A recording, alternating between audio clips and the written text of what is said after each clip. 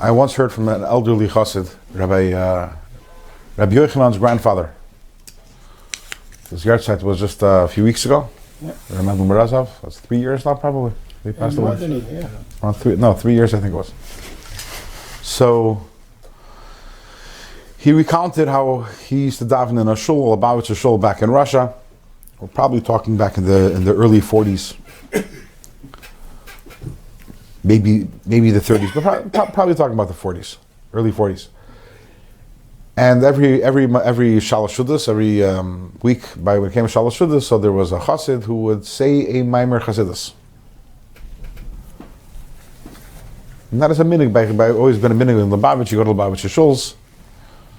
I don't know if today it's in every shul, but it was always a minig that Lubavitch we're not big on Shalosh Shudas. We're yetzer with usually with fruit or something of that sort, but we sing Negunim and we say a Maamar Chassidus. There was a person in the shul who wasn't a Lubavitcher, but he davened there. There weren't too many shuls in Russia back in the early 40s, and he wouldn't pay attention to the Maamar. So one of the chassidim once went over to him and said, why everyone's sitting and listening to the Maamar? Why aren't you listening also? So he said, I've heard it all already.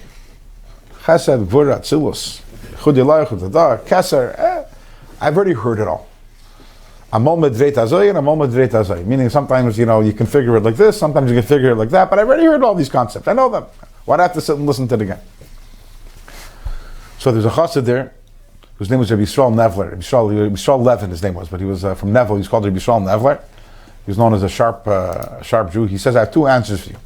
He says, number one, that by the Goyim, every Yid is Abrasha.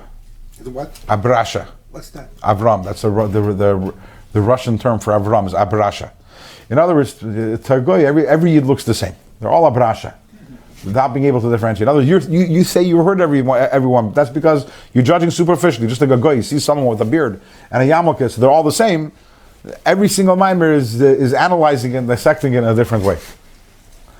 And then he said, secondly, what else is there to talk about?